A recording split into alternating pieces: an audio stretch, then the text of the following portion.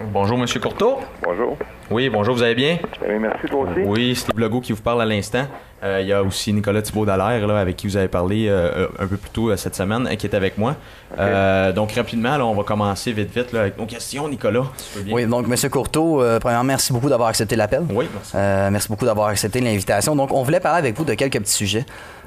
Premièrement, en tant que commissaire de la Ligue de hockey de la Majeure du Québec, bon, la réputation de la Ligue, de votre circuit n'est plus à faire, mais l'an dernier, vous avez connu un repêchage amateur dans la Ligue nationale de hockey fort reconnaissant. C'était un des meilleurs de la Ligue de hockey de la Majeure du Québec. On parle cette année que probablement que le repêchage va être moins prolifique. Comment un commissaire voit ça les années qui viennent? Ça vient par cycle, on est d'accord, mais le commissaire, lui, prend ça comment? Bien, dans cette situation-là, moi, je prends ça du côté où est-ce que, effectivement, le hockey junior, c'est un cycle. On connaît de très bonnes années au niveau de la séance de sélection. Il y en a qui sont un petit peu moins fructueuses, mais je pense qu'on est toujours aussi fiers du nombre de joueurs sélectionnés en bout de ligne. Oui. Pour ce qui est de cette saison, là, on parle de moins de joueurs, mais est-ce que du côté de la Ligue, on se donne un chiffre ou un résultat qui serait acceptable, ou peu importe le nombre de joueurs, on va vraiment être content et on va passer à autre chose parce que l'année prochaine, ce sera aussi un autre chapitre? Oui, effectivement. Non, je pense qu'il faut y aller année après année et en fonction de la satisfaction du nombre de joueurs sélectionnés vient toujours en fonction de ce que l'on a pour être disponible pour les joueurs être sélectionnés. Donc, à cet élément-là, pour nous autres, la satisfaction est toujours là annuellement. On a une déception quand le nombre ne respecte pas les objectifs qu'on avait, mais je vous dis que dans ce niveau-là, je pense que tout se fait pour être conforme. Est-ce qu'on a des objectifs pour cette année? Les objectifs de cette année, on les prend tout le temps là, lorsque la Ligue nationale publie son avant-dernière liste, puis qu'on peut regarder avec nos gens avec cet élément-là. Excellent. Si on poursuit là, dans la même veine, là, par rapport au repêchage, là, quand on voit un joueur comme McKinnon qui est resté avec l'équipe versus un joueur comme Jonathan Drouin qui a dû revenir là, dans les rangs juniors, à quel point c'est différent selon vous pour les joueurs là, quand ils reviennent et qu'ils ne sont pas gardés avec leur équipe, puis à quel point ils peuvent avoir un impact important sur leur équipe?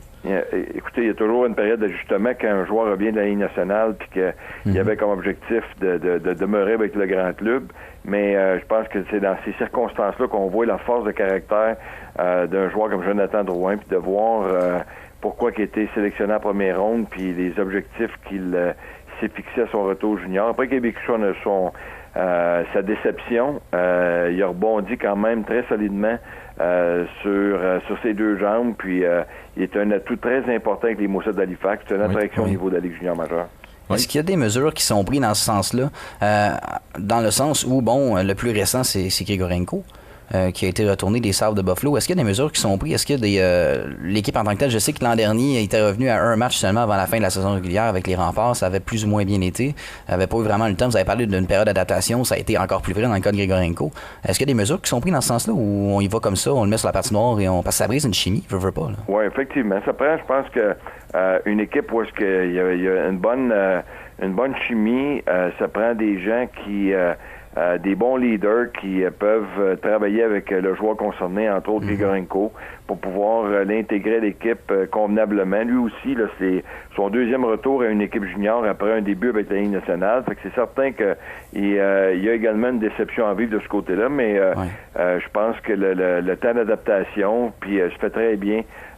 Philippe Boucher connaît aussi ce que ça représente d'être retourné junior à 19 ans. Il l'a vécu alors qu'il était avec les Sabres de Buffalo. Donc, c'est un atout de plus pour Grigorenko dans sa transition. On parlait d'objectifs là, par rapport au repêchage, mais si je vous parle là, de ce qui s'est passé pendant le temps des fêtes, là, le tournoi mondial junior de hockey, il y avait, si je ne me trompe pas, ces 5 porte-couleurs là, de votre ligue qui étaient avec Équipe Canada. Et puis, si je ne me trompe pas, l'année passée aussi, c'était la même chose. À quel point c'est important pour vous d'être bien représenté sur la scène internationale? L'importance de la représentation au niveau international est toujours là. Comme je vous dis, c'est un tournoi extrêmement relevé. On prend les 22 meilleurs joueurs juniors au Canada de disponibles pour faire partie de l'équipe nationale junior, d'avoir l'opportunité de défendre son pays, puis d'avoir tous les espoirs pour remporter la médaille d'or.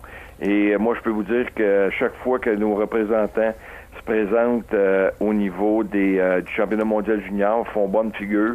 Et malheureusement, on n'a pas été chanceux au cours des 3 dernières années. La compétition est tellement relevée, il y a tellement une grande parité dans un événement comme celui-là que tu es à 1 ou 2 mauvais jeux près pour changer une possibilité d'une victoire en défaite. Alors, ce sont des éléments comme ça qu'on prend en considération puis qu'on peut faire en sorte de travailler à améliorer. Mais pour revenir à votre question de départ original, oui, je suis très satisfait de la sélection de nos joueurs et également de leur performance. Ça fait quand même une différence aussi au niveau du développement. Oui, McKinnon est resté dans les pros et a quand même une saison du tonnerre là, pour une recrue, mais il n'a pas eu la chance de participer à cet événement-là cette année, contrairement à un joueur comme Drouin qui a été retourné. Oui, effectivement. Il y avait 4 joueurs qui ont évolué dans la Ligue nationale comme exceptionnels, qui sont encore éligibles à évoluer junior. Donc, ces joueurs-là, ça crée un trou, mais il faut travailler avec ça. C'est des circonstances qui sont quand même importantes, mais pour lesquelles il faut passer par-dessus ça puis prendre les 22 meilleurs joueurs disponibles. Monsieur Courteau, dernière question pour ce qui est sur le plan hockey. Après ça, je vais vous poser 2 questions là, sur le plan un petit peu plus professionnel. Premièrement, là, on a vu hier un reportage, hier et avant-hier, un reportage fait par M. Stéphane Leroux, qui a parlé de Philippe Hudon et du TOC là, qu'il subit, duquel il a été diagnostiqué. Lorsqu'on parle des sujets comme ça à travers votre ligue, on se rend compte à quel point, bon, il n'y a pas juste le hockey pour les joueurs, eux aussi ont une vie et tout ça. Comment une ligue peut gérer avec ça? Parce qu'il y a des joueurs qui, c'est assurément pas le seul dans la ligue qui a soit un TOC ou des maladies comme ça. Comment la ligue, est-ce qu'il y a des mesures qui sont prises avec ça? Est-ce qu'il y a des mesures là, qui sont prises pour ça, ou est-ce qu'il y a des processus, des choses comme ça avec les joueurs qui subissent comme ça des maladies? Ou... Oui, effectivement, on a mis en place déjà depuis plusieurs années notre programme d'aide aux joueurs qui regroupe différentes facettes à ce niveau-là. Avant d'aller plus loin dans ma réponse, je veux également souligner l'excellent reportage que Stéphane Leroux a effectué avec le joueur Hudon. C'était un reportage très humain. Il nous a donné l'opportunité également l'opportunité aux joueurs de s'exprimer convenablement. Il y avait un ton dans l'entrevue qui était complètement différent de ce qu'on est habitué de voir avec des joueurs de hockey, des athlètes de quelque sport que ce soit. Et c'était un reportage extrêmement bien fait, touchant et très humain. Pour nous, au niveau de l'encadrement, comme je disais, on a un programme d'aide aux joueurs à cet effet-là. Puis Natacha Lorraine suit des dossiers qui sont similaires à celui que Philippe Hudon a en ce moment. Et il n'y en a pas beaucoup au niveau de la Ligue et des cas identiques à celui-là. Mais ce sont des situations uniques et pour lesquelles il faut donner un encadrement particulier. Mais je suis très content de l'évolution du joueur dans cet encadrement-là avec les Tigres de Victoriaville, parce que l'organisation a fait un travail colossal avec le joueur pour le mettre dans un esprit de confiance, puis de lui faire voir que sa maladie, c'était pas quelque chose d'insurmontable, puis qu'on se devait de travailler avec ça pour améliorer la situation, puis de prendre l'athlète comme il est avec cet élément-là, puis de voir ce qui peut se faire pour améliorer la situation. Pensez-vous que ce genre de reportage fait par M. Leroux va permettre à d'autres joueurs d'annoncer qu'eux aussi subissent des choses comme ça dans la vie et qu'ils voulaient peut-être pas dire parce qu'ils avaient peur d'être jugés ou qu'ils avaient peur des réprimandes ou envers les équipes? Donc, pensez-vous que ça va vraiment faire sortir les joueurs du placard, si on veut? Il y a beaucoup d'éléments qui sont connus de notre programme d'aide aux joueurs qui demeurent confidentiels entre le joueur concerné et Mme Lorenz, ou entre le joueur concerné, les dirigeants d'équipe et Mme Lorenz. Alors, à cet effet-là, je vous dirais que le niveau de confiance est très élevé envers notre programme d'aide aux joueurs. Nos organisations travaillent de façon extrêmement professionnelle pour donner l'encadrement particulier puis nous permettre de pouvoir développer les joueurs comme ils se doivent. Excellent. Ben, Monsieur Courteau, je vous remercie beaucoup. Dernière petite question, si ça ne vous dérange pas. Il y a un texte sur Univers Hockey qui est sorti dernièrement. Je ne sais pas si vous avez eu le temps de prendre connaissance de ce texte-là. On parle, le titre est « Est-ce que la LHJMQ a-t-elle le potentiel pour une classique hivernale? » Si je vous demandais cette question-là, vous me répondriez quoi? Bien, dans le moment, au niveau des 3 ligues, ce on regarde dans un premier temps pour pouvoir réaliser des événements comme celui-là, c'est d'avoir la possibilité de regarder ou de faire ce match-là en même temps qu'un match de la Ligue nationale extérieure. Cependant, on n'est pas fermé à une initiative qu'une équipe pourrait prendre avec un emplacement approprié, avec un encadrement de premier plan qui respecterait les critères de la Ligue junior majeure du Québec pour présenter un match. Donc, advenant le cas que les installations sont présentes, c'est très réaliste de pouvoir penser à ça. Effectivement. Excellent.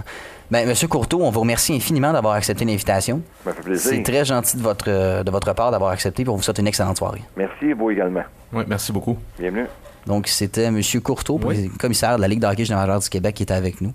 Donc, très belle intervention, justement. Et le fait qu'il nous ait accordé quand même beaucoup de temps comme ça, c'est très aimable de c'est un homme pour y avoir parlé juste avant, c'était ma première communication là, avec lui avant qu'il accepte l'invitation. C'est un homme très sympathique, très terre à terre. Oui, il a un poste très important au sein de la Ligue de hockey junior majeure du Québec, au sein est connu d'à peu près toute la population québécoise et du monde du hockey. C'est un homme très influent et une personne comme ça qui est aussi sympathique, qui est aussi généreuse de son temps, c'est très très rare. Et on tient à les remercier là, d'accepter de passer ici à CKVL, la salle, pour les entrevues, là, surtout dans le cadre du spécialisé de soit du monde du hockey ou autre. Là.